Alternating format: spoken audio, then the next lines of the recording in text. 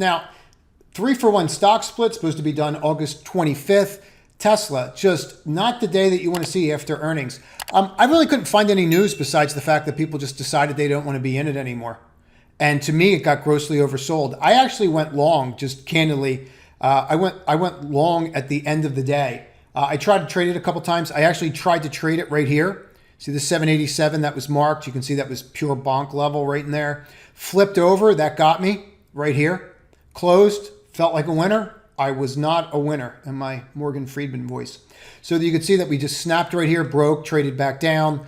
At the end of the day, to me, it just kind of got silly. I'm down 7% on what was really a very good, in my opinion, a very good report. So an annual meeting. Now, you know, I'm wondering if there was news out there, which is why I just did out of the money calls. I didn't do in the money calls so they weren't expensive. And I certainly didn't want to do stock with this, you know, dangling like this because there's nothing technical about that chart. But if you take a look at a couple things and you look at something like this, well, then it starts to make a little bit of sense, doesn't it?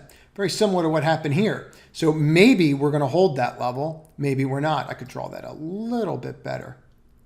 It's going to bother me. So there you go.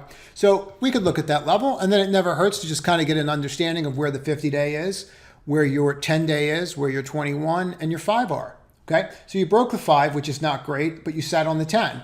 So it's very possible. All I'm looking for is a bounce back up to the 5 for a trade. This is not setting up to break out. You can clearly see that. But it could be setting up to bounce about 3 or 4%, and that's all I really need to make any money on it. So I do like this, but just watch it. I find it really difficult to believe that this is not going to go higher if the market actually goes higher. So if you like this clip, click on the left to watch another one, or if you want to see the entire video, click on the right.